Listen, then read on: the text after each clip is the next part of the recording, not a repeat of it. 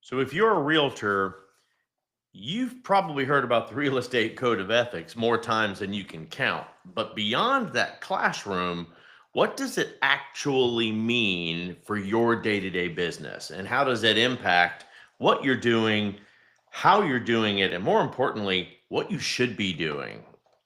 We're going to break down what the Code of Ethics actually covers for you, why it matters, and how you make it work in real life. This is It's a Real Estate Thing. I am the broker of record at Keystone Property Consulting Firm, Alexander Bartneski, and it is my delight to present this to you today. So let's talk about the Real Estate Code of Ethics at 35,000 feet. This was first adopted in 1913 and refreshed regularly since then. Most recent effects of it and updates were just June of this year, 2025. The Realtor Code of Ethics is the rule book, essentially, that every member of the National Association of Realtors, the NAR, agrees to play by. Its purpose has not changed in all of these years. It is to set a higher standard for professionalism in real estate. And I want to be clear, being a real estate agent does not make you a realtor. A realtor is a separate level of expectation, and for that matter, expense.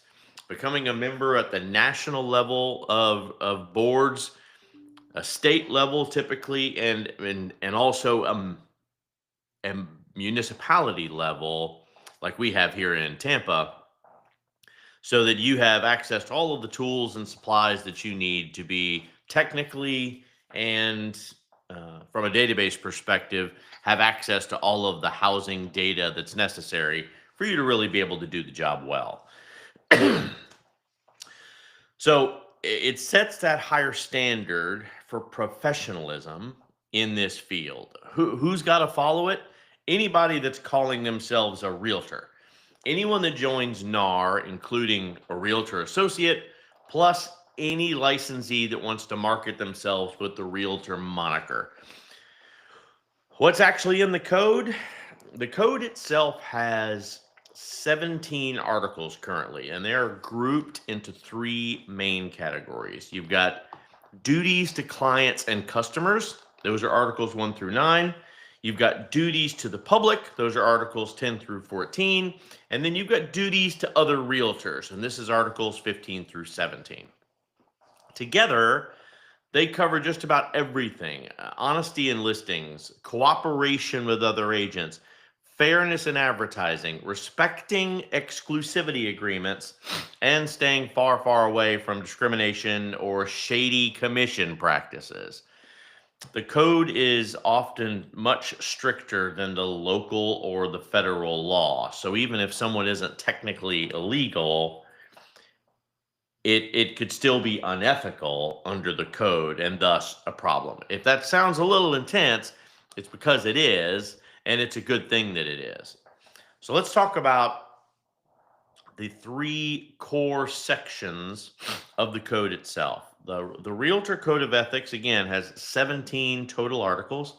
Not as overwhelming as it sounds, but everything is grouped into those three main buckets. So that's going to make it easier to understand how it all fits together. Let's talk about duties to the clients and the customers. So this is articles 1 through 9.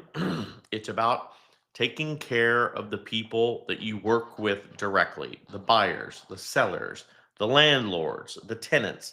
Covers everything from putting your client's interest first, disclosing everything that you know, handling offers timely and promptly, and being upfront about how you get paid. So, transparency and commissions.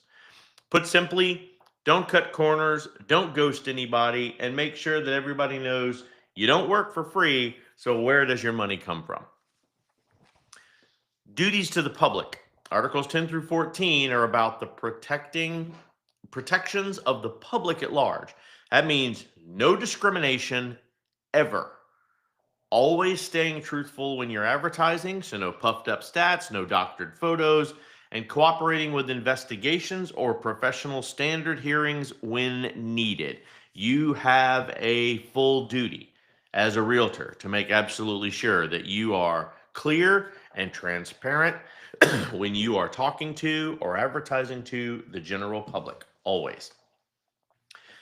And then finally, you have those duties to the realtors themselves. Articles 15 through 17 govern how agents need to treat each other. No trashing competitors, respecting exclusivity relationships, arbitration of commission disputes instead of dragging everybody into a courthouse. Basically, compete hard, but stay professional. Why do they matter? Why does anybody need to care about ethical practices in real estate? Here's the truth. Real estate itself as a business, as an industry, simply doesn't work without a sense of trust. Clients might not know every article in the real estate code of ethics, but they can certainly tell when they're working someone who walks the walk rather than skirts on the shady side of how we do business. Agents are invited into people's lives at some point and during one of the most stressful experiences and expensive moments of their lives. If clients don't believe that agents are acting in their best interest, everything falls apart quick. They lose faith, they lose trust. You get 10 times more phone calls. You're not communicating the way the client wants. You're not handling your business as the client thinks you need to. And if the clients don't believe you're acting in their best interest, they're going to call you on it. And that's why ethics are the guardrails that keep you and your deals out of the ditch. They're going to build your credibility. Referrals and repeat business are only going to happen when people feel safe and trust that everything you're telling them is honest. It's going to reduce risk in your business. Clear disclosures. Honest marketing means fewer complaints, no fines, no lawsuits. Keeping deals moving by staying timely. When everybody plays fair, cooperation is going to be really easy. Closings are smooth and things go off without a hitch. Protection of communities. Fair housing isn't just a checkbox. It's how we make sure opportunity isn't gated by bias. There's no steering. There's no expectations set above what is true and honest. And it keeps communities from putting themselves into not just a gated, but a siloed position in the general public, and thus hurting them in the long run. And then, of course, elevation of your personal business. Plenty of agents have licenses, but not everybody acts and operates inside of a higher standard.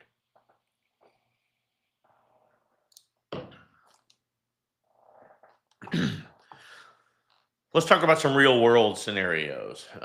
It's a whole lot easier for you to digest some of these things if you've got a story to lean on. So, ethical issues in real estate aren't always obvious.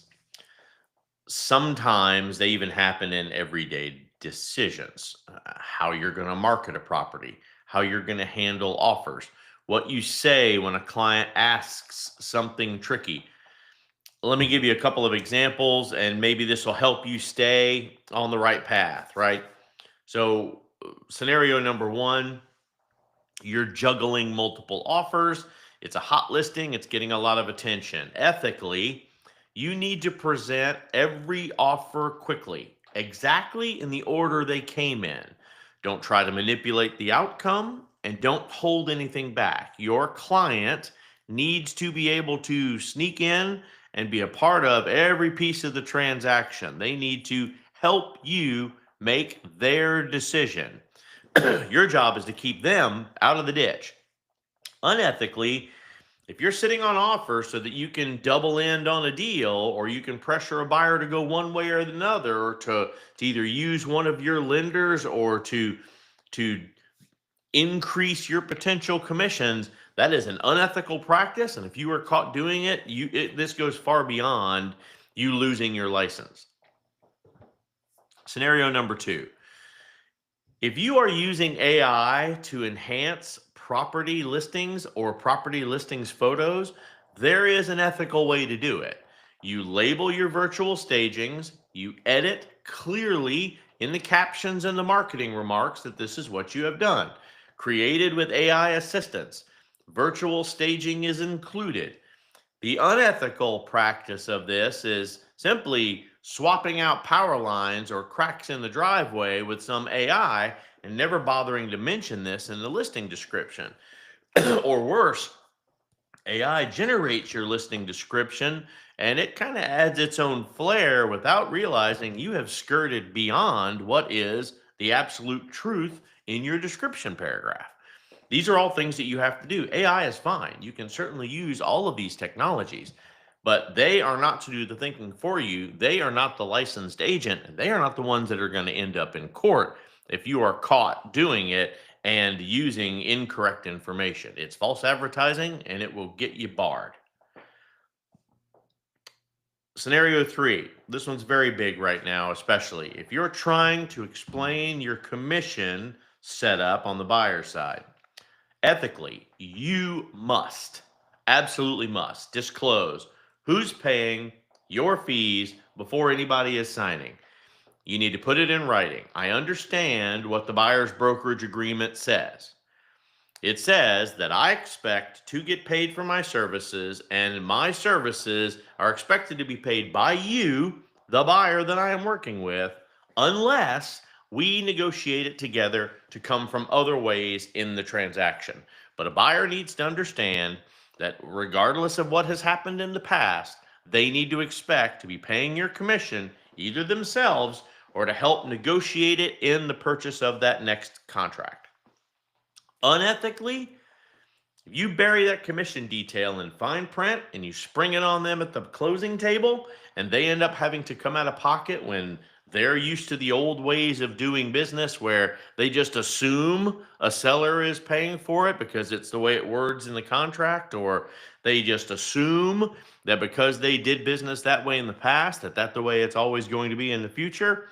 It's unethical. You need to re-educate your clients if they have that impression, and they need to make sure to know this is the way business is done.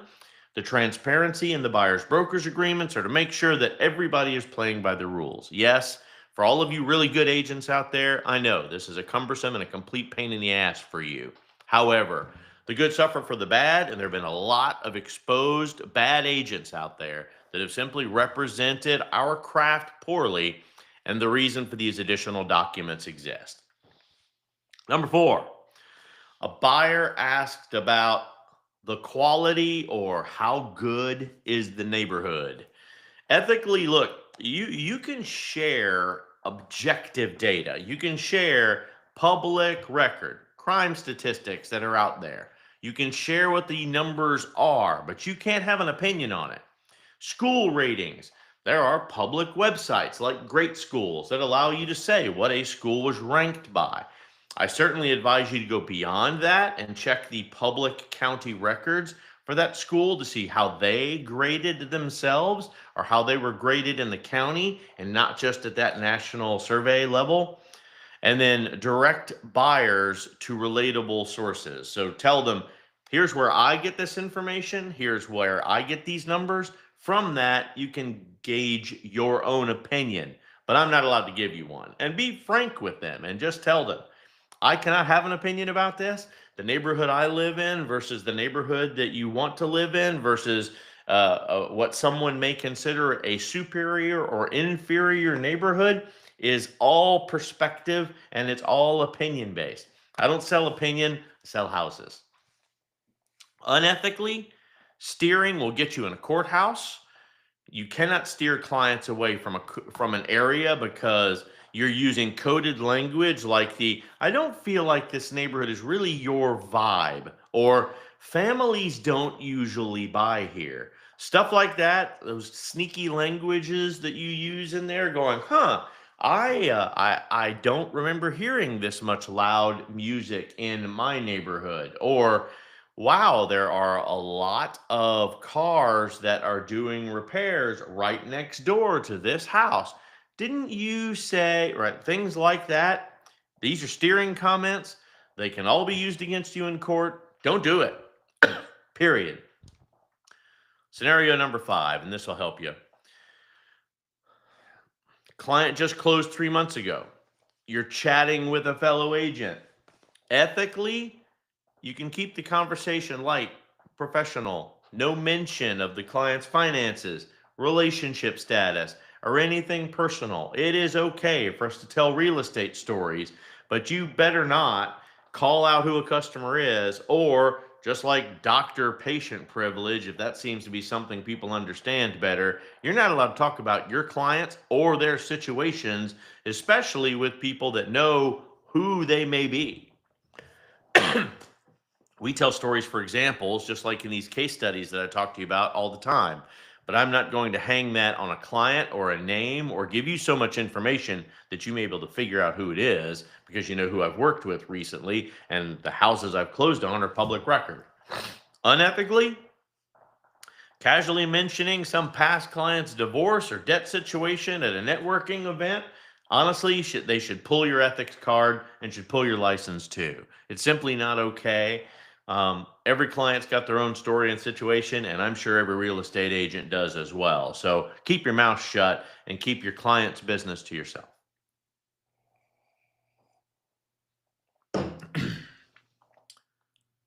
Let's talk about compliancy. Big word, meaning here's what we gauge you on to get you in trouble if you don't do it. Staying compliant and staying continuously educated in real estate.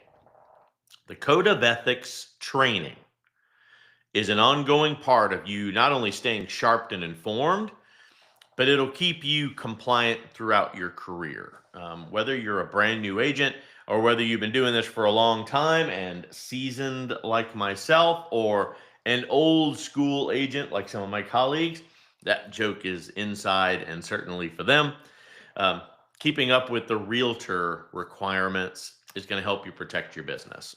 So here's how you stay on top of that. Number one, mark your calendars now.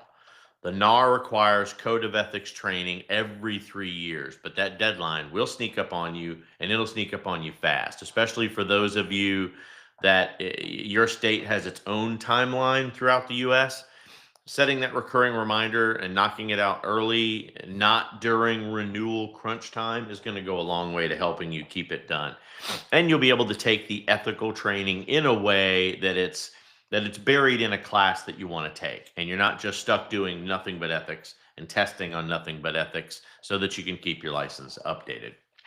Next, check your business materials regularly. Even put another set of eyes on it in your brokerage if you can. You need to take time every single quarter. Renew your listing descriptions, marketing messages, disclosures, client materials. Look for any unclear claims of anything that might raise red flags under the code. If you got a high school student in your household, tell them the rules of the game and offer them hey, I want you to find anything in here that looks shady or anything in here that looks like it may be deceptive language. They're going to root out something that they may not like at a younger age. It might give you a little bit of clarity into something that maybe you shouldn't have said it that way. Look for specifically unclear claims, anything that might raise a red flag under the Code of Ethics. Document everything. You need to maintain simple logs, folders, notes inside of your CRM that track when offers were presented, when client funds were handled. You got to have a proper paper trail always, and this is going to go beyond protecting you. It's going to protect the transaction itself. And then stay in the loop. Talk about it. Ethical standards evolve. Classes like this, coachings that we do every single week, will help you keep an eye on updates from the NAR and from the local real estate board, specifically around compensations, fair housing, marketing practices. These things change constantly, especially even to a level of the MLS itself. So when something changes, talk about it with the team, talk about it so everybody's on the same page. Brokers, I'm looking at you. You have a responsibility when the rules change to re-expose that to your team. Yes, it's their responsibility as a 1099 structured person, consultant in your firm, to keep themselves educated. But at a brokerage level, you have a responsibility of knowing how to sing that song too, and make sure everybody knows the lyrics in your organization. Look, if you are due for an ethical training this year, That CE shop that you'll constantly get emails about, continuing education course packages include the NAR Code of Ethics, include fair housing courses. It's very simple to complete your NAR requirements without overcomplicating the process. So you can go straight to them if you would like. It's easy, and it's an access that you have an email about probably every week. Then let's go a step further, driving the social and the community impact through ethics. Ethical choices don't just protect agents. They will also open doors for everybody in your community. There are several concrete ways of making a positive difference in the way that you work. And I thought it would be nice for us to go over a few of them to maybe make you just a better steward for your community. First, champion inclusive marketing. You need to make sure that when you're writing listing descriptions, don't use jargon, don't use coded phrases or commonality in the language that you're using. You need to include really clear statements like all qualified buyers welcome. Offer translated marketing materials or even bilingual visitor tours in areas that have diverse populations. It's going to help you increase the amount of diverse cultures that want to move into the area because they feel welcome and they feel like the real estate agents in the area care about their society building and their society value to your local community. There are lots of real estate flyer examples out there. I suggest you look at some of them that especially that are focused towards Hispanic cultures. These are probably the most prevalent in the state of Florida, and they do an excellent job of making sure that everybody understands their community language and the community culture that they're building. It's fantastic. Take a look at them. Try to incorporate that into the traditional American lingo version that you're doing. It'll help you go a long way in improving how you're marketing to multiple cultures. Host a hands-on home buying workshop.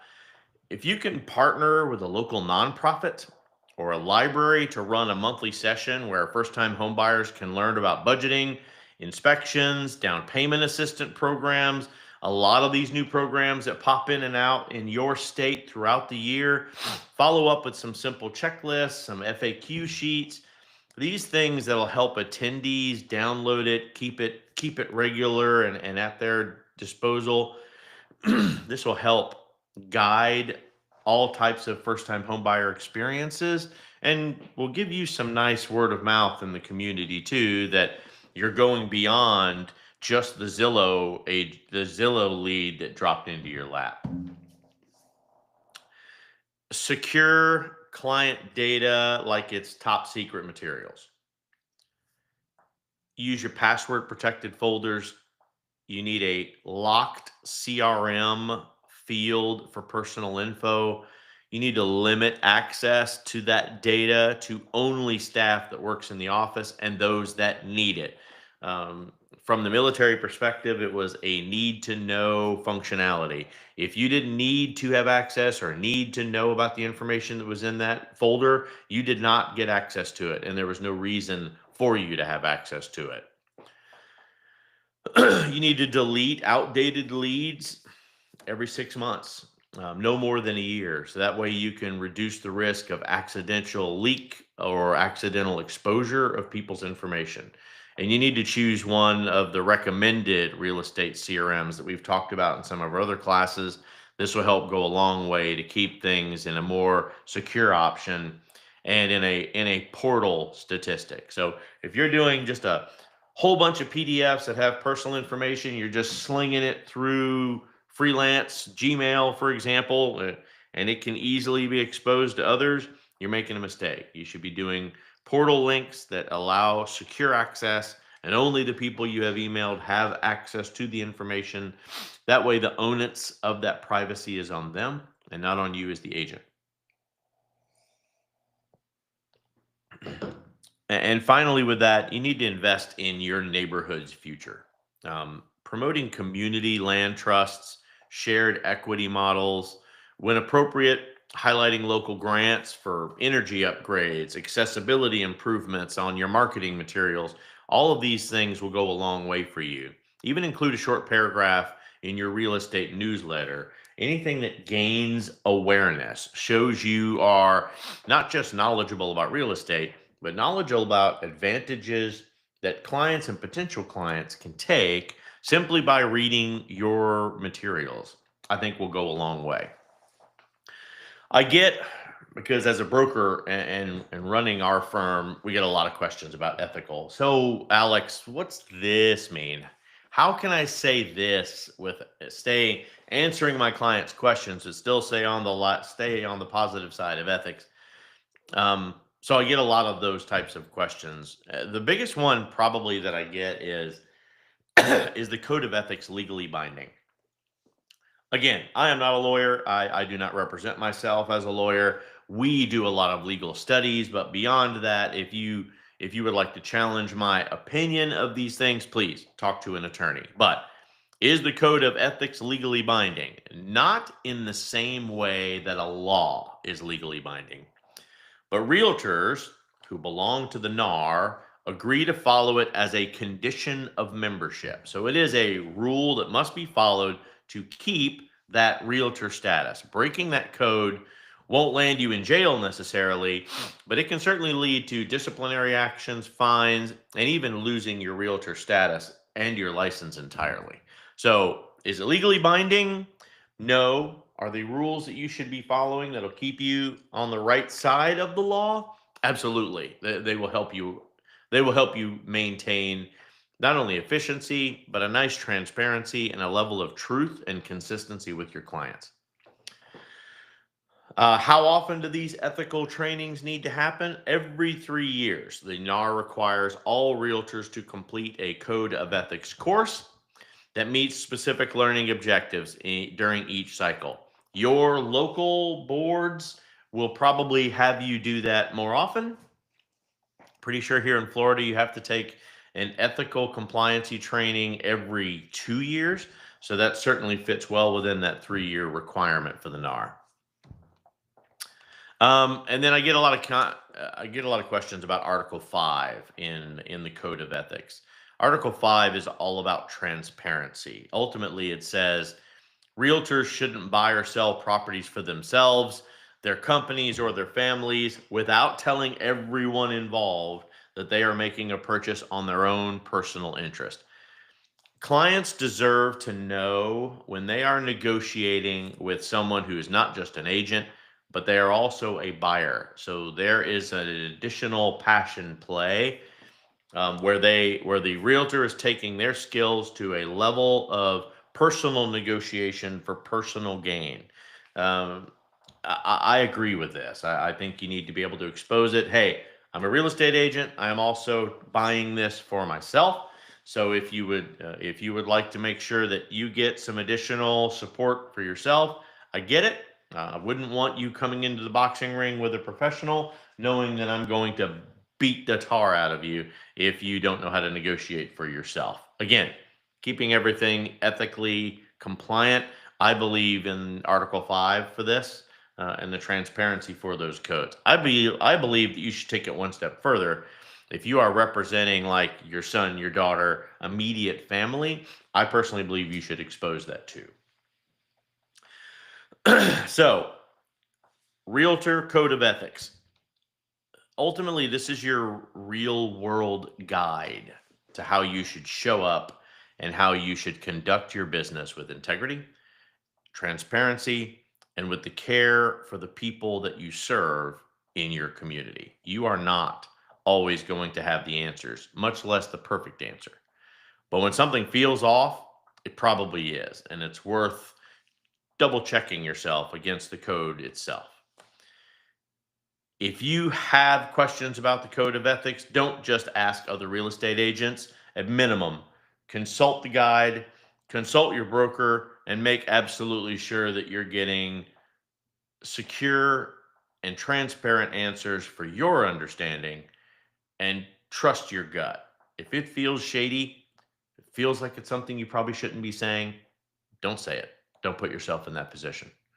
Uh, Ethical practices in real estate have certainly come into question in the last few years. There have been multiple multi-million dollar lawsuits won and lost over these types of ethical guidelines. Make sure you are consistently above bar. Re-educate yourself often and make sure it's through a valid source and not just through a Google search.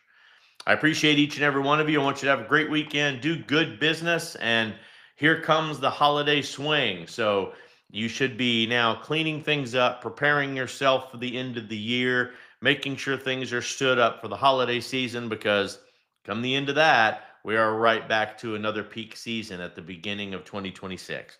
Looking forward to working and competing against each and every one of you out there. Have a great day. Appreciate you.